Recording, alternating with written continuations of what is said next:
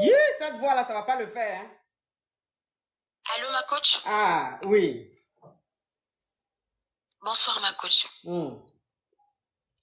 J'espère que vous vous portez bien. Oui. C'est pour poser question, ma coach. Oui, ma chérie. Je te vois arrêter Oui, à côté d'une dernière Range Rover. Est-ce ta voiture ou c'est juste une photo à côté? Oui, ma coach. C'est ta voiture? Oui, ma coach. Attention, ma Oui, petite. ma coach. Tu es violente, ma Je petite. suis... Oui. Bon, écoute, c'est pas parce que tu es à côté d'une Range Rover que tu vas situation. parler chouette, hein? Parle un peu en zigéi, s'il te D'accord, plaît. D'accord, ma coach. Oui. Ma coach, je suis dans une situation assez catastrophique, ma coach. Il y a quoi? Bon, je vais essayer de vous faire un résumé pour que vous puissiez bien comprendre Oui. la situation que je vis. Oui. Et là même actuellement, j'ai changé un peu le timbre de ma voix de peur qu'on ne puisse me reconnaître. Oh, c'est que tu es une star. Tu es connue dans ta communauté. D'accord. Ouais, Alors ma coach, ton je visage suis me dit dans quelque une chose, famille, mais bon, anyway, tant qu'à faire. Oui, change ta voix, ma chérie, pardon, faut pas, ça va faire Oui. bruit sur la toile parce que je Oui, te ma reconnais. coach. Oui, Je suis née d'une famille très pauvre, néanmoins du côté de ma mère. Elle est très pauvre. Ma mère et mon père se sont connus en terminale au lycée. Et du coup, elle est tombée enceinte de moi. Mais malheureusement, les parents de mon papa, ils n'ont pas voulu de moi parce que leur fils, il devait aller faire de grandes études, devenir quelqu'un. Ils voulaient pas de ma mère parce qu'elle était issue d'une famille pauvre. Donc, mon papa, il est parti à l'étranger. Et de temps en temps, je crois, j'avais de ces nouvelles par-ci, par-là, en passant. J'ai eu une enfance très, très difficile, ma coach, avec ma maman. Elle s'est remariée. Mon beau-père, c'était un homme assez violent et tout. Bon, bref. Quelques années plus tard, mon papa, il est revenu au pays. Et mon papa, c'est quelqu'un qui travaille dans le gouvernement. Je vais taire le nom du pays. Il travaille dans le gouvernement et voilà. Donc, lorsqu'il est revenu au pays, il a cherché à rentrer en contact avec moi. Et du coup, je suis partie chez lui. Il s'était remarié, il avait une autre femme et d'autres enfants. Je n'ai pas été bien traitée là-bas, ma coach. Oui. J'ai été maltraitée. Elle me traitait de tous les noms. En fait, elle voulait pas que mon papa puisse m'aimer. Elle ne voulait pas que je puisse avoir de lien avec mon père. Et du coup, je suis retournée chez ma mère parce qu'il y a des choses que je peux tolérer, il y a d'autres que je ne tolère pas. Et quand je suis retournée chez ma maman, je venais d'avoir mon bac. La vie est devenue encore plus compliquée parce que ma maman elle est tombée malade et c'était elle qui finançait mes études, mais elle était malade, elle ne pouvait plus, donc du coup j'ai dû arrêter mes études. Dieu faisant bien ces choses, bon, enfin, c'est ce que je croyais, ma coach. J'ai rencontré un monsieur qui a très très bien pris soin de moi, ma coach. Il m'a tout donné. Il a soigné ma maman, il m'a acheté une maison, une voiture. On vit bien en fait. Mais et après, il est venu voir ma maman pour demander ma main. On a fait ma dot. Tout se passait très bien. Et après ça, je suis allée vivre avec le monsieur. Et c'est là que les problèmes commencent, ma coach. J'ai d'abord appris que mon mari, mon chéri, il est double puce. Je l'ai appris lors d'un rapport sexuel avec lui. Oui, ma chérie, parle encore d'eau, pardon, on est sur TikTok. Ici, là, c'est pour les nouveau-nés. Oui, donc, pendant un rapport et tout, dans le feu de l'action et tout, et vu qu'il avait des godes et tout, dans le feu de l'action, il me dit, vas-y, enfonce-moi ça et tout. Bon, j'ai pas voulu... Ma chérie, s'il te plaît, ma chérie. Oui, excusez-moi, ma coach. On est sur TikTok, ma chérie, ce que tu fais là, ça ne m'arrange pas. Tu sais qu'il y a des jataos qui sont là, ils vont faire capture, signaler, tout de suite, direct, là va être coupé. Il faut parler en code. Donc, ça veut dire que ton mari, tu as su qu'il est double puce. Quand vous êtes en train de mourir, il avait les gogo do do do. Et il t'a dit, il faut prendre ça, tu vas foudroyer ça l'autre côté. Oui. Ok. Et du coup, dans le feu de l'action, je l'ai fait. Et après, après l'acte, j'ai commencé à me poser des questions. J'ai pas eu le courage de lui en parler directement. J'ai commencé à me poser des questions. Je me suis dit, ça se trouve, il est double puce. Est-ce que c'est juste un fantasme? Est-ce que j'ai commencé à me poser des questions? Oui. Mais bon, bref. Et à quelques semaines, il a commencé à... J'ai eu l'impression qu'il me trompait. Qu'il avait une autre liaison quelque part et tout.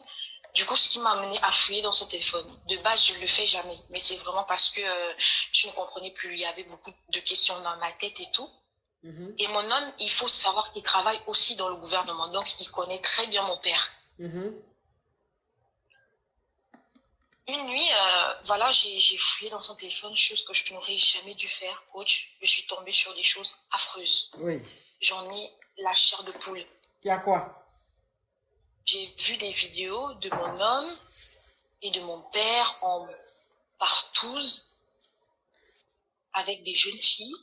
Ma chérie, il faut parler en code. Mais la fille là me fait quoi comme ça? Tu veux me créer des problèmes? Tu es une envoyée ou quoi? Je connais pas. Tu connais pas les codes là, mais quand même tu fais les choses.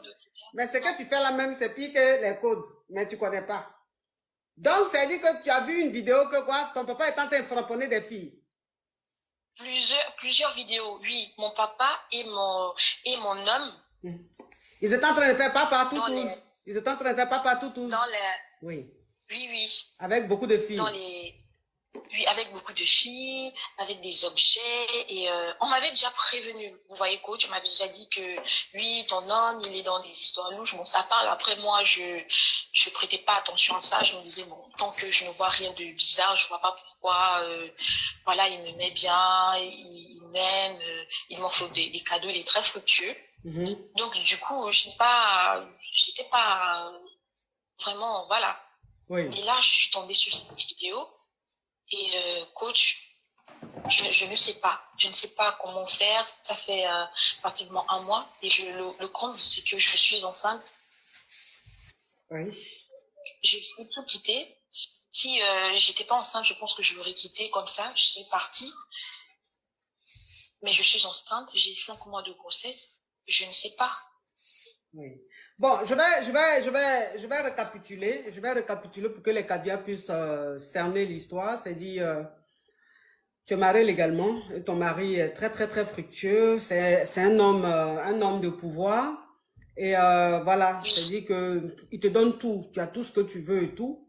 Et une fois, en plein Mougouli, ton mari t'a dit, il a fait sortir plein de gadgets que vous avez l'habitude d'utiliser. Hein. Il faut savoir que tu es une fille très libre dans la tête. Hein, et on ne juge pas, c'est ton choix, ce que je respecte. Mais cette fois-ci, il t'a demandé quelque chose d'assez spécial. C'est-à-dire, il t'a dit de prendre le gogo pour bien le framponner lui. C'est-à-dire que là, il voulait que c'est toi qui sois l'homme et lui la femme. Et toi, ça t'a pas posé de problème. Tu as pris le gogo, dodo, tu l'as bien framponné. Toi, ça t'a pas dérangé. Mais après, quand vous avez fini de faire ça, tu t'es posé des questions, tu t'es dit, mais attends, c'est juste un fantasme ou bien il est double puce? Maintenant, il travaille, ton papa aussi c'est un homme de pouvoir. Donc, après, tu as vu des vidéos dans le téléphone de ton mari, c'est bien ça, hein? Allô? Oui, allô, ma coach. Oui, et les vidéos que tu as vues, c'est dans le téléphone de ton mari? Oui. Ok, donc dans le téléphone de ton mari, tu as vu des vidéos où il faisait des papas toutous avec ton papa. Oui. Et il y avait plein de filles. Oui. Voilà. Il y avait d'autres hommes politiques et aussi. Il y avait aussi d'autres, voilà. Bon, c'est que ils étaient eux tous des bons des papas toutous. Donc, oui. Toi aujourd'hui, ça te choque, tu es très choqué, tu as envie de partir, mais en même temps, tu es enceinte. Donc, tu veux savoir si tu dois rester avec cet homme de pouvoir ou si tu dois partir malgré la grossesse, c'est ça? Oui, ma coach. Ok. Bon, ma chérie. Je ne sais pas si je dois prendre aussi un coaching, coach. Oui, tu quand même disais que tu vas prendre. C'est que voiture était bien à côté là. Je ne peux pas te laisser. Tu vas prendre ce genre de coaching parce qu'il y a des stratégies qu'on doit mettre en place. Et ça, on ne dit pas sur TikTok. Voilà, on ne dit pas ça sur TikTok. Il n'y a qu'en coaching qu'on peut dire ça. Ce que je vais te dire. J'ai même peur de de lui en parler parce que je ne sais pas comment il va réagir, je ne sais pas. Je suis très vulnérable en ce moment, je suis enceinte, je ne sais pas. Et même à ma mère, je n'ai rien dit encore. Oui, c'est ça que j'ai dit là. Tu n'as pas besoin de dire à ta mère. Parce que ta maman même là, elle aussi, elle a sa réalité, elle a ton papa là-bas. C'est parce qu'elle ne peut pas te dire. Tu as compris? Oui, ma coach. Toi-même, ton mari là, il y a longtemps, vous êtes dans beaucoup de vices, vous deux là. Donc, quand il t'a dit de le framponner là, ça t'a pas choqué, tu l'as framponné. Si toi-même, attends ma chérie, je t'ai écouté ma chérie. J'ai fini de t'écouter, là maintenant je te réponds. Si toi-même, quelqu'un qui t'a marié, lui-même il te dit, faut prendre gogo, faut me foudroyer, faut me mougou, et puis toi-même ça t'a pas choqué, quand même tu l'as mougou juste quand vous avez fini de parler en langue, c'est quand tu as fini que les anges se sont réveillés dans ton cerveau que tu as dit, mais attends, qu'est-ce que je viens de faire? Pourquoi il a fait ça? Est-ce normal? Et tout. C'est que toi-même, il y a longtemps tu es dans vice, c'est le monsieur là. Tu comprends? Parce que vice que vous donnez. Non, ma chérie, je ne suis pas en train de te juger ou quoi que ce soit. Par rapport à ce que tu m'as expliqué, je suis en train de faire un résumé, ma chérie. Tu sais, je ne te juge pas. Si tu es venu parler de ça, c'est parce que tu sais que je suis une personne qui ne juge pas. Hein, ma chérie? Mais je te dis ce qui se passe. Donc, le fait qu'il te demande de le framponner avec le gogo dodo, ça ne veut pas dire que c'est un double plus. Non. Il y a des hommes, c'est leur vice, mais ils ne sont pas pourtant des double plus. Il y a des hommes, ils sont double plus, ils aiment qu'on leur fasse ça. Et il y a des hommes, ils ne sont pas du tout double plus, mais ils aiment faire ça avec leurs femmes ou avec des filles. Voilà, on appelle ça des vices. Donc là, je ne peux pas te dire si ton mari, il est double plus ou pas. Mais je sais que c'est quelqu'un qui est très, très vicieux. C'est-à-dire, lui, il est à un niveau de vice. Si tu as marié, c'est parce que toi-même, là, tu es au même niveau de vice que lui. C'est-à-dire, vous êtes compatibles, vous comprenez bien. Maintenant, ça là, ça, on passe dessus parce que c'est même pas un problème, ça. Parce que toi-même, c'est ton univers avec lui. Si c'était une autre fille, on aurait dit, bon, elle est choquée. Mais toi-même, c'est ton univers avec lui. Mais je te dis simplement, ça peut ne pas être un double plus. C'est juste un vice. Voilà. Il faut qu'on se dise la vérité. Voilà. Maintenant, la vidéo que tu as vue, où il était avec ton papa, est plein d'hommes de pouvoir, en train de faire le papa tous. Ça te choque parce qu'il y a ton papa dans le groupe. C'est ça qui choque. Tu comprends pas, c'est ton papa. Donc ça te choque. Tu ne l'acceptes pas. Sinon, vu ce que tu fais à ton mari là, ça là, que tu as vu dans la vidéo, est plein de go là. Normalement, ça ne peut pas te choquer parce que toi-même, tu devais t'attendre à ça. Tu comprends? Tu devais t'attendre à ça. C'est un vice. Ton mari, il est vicieux. Tu as marié un homme, c'est-à-dire un homme qui est très vicieux. Et il y a des femmes qui sont avec ces hommes de pouvoir, qui savent que leurs maris sont très vicieux, qui acceptent ça, et puis ça roule. Maintenant, toi, tu as commencé un truc avec lui, mais le truc te dépasse. C'est-à-dire que c'est que vous avez l'habitude de faire là. C'est en train de prendre des proportions, ça te dépasse. Pourquoi ça te dépasse? Parce qu'aujourd'hui, c'est ton mari et tu aimes ton mari. Et tu veux te caser, tu vas avoir une belle vie familiale. Donc, il y a des choses aujourd'hui, tu n'as plus envie de continuer avec ton mari ou tu n'as plus envie que ton mari continue. Tu vois? C'est ce qui te choque. Parce qu'aujourd'hui, tu es en train de rentrer dans une autre posture.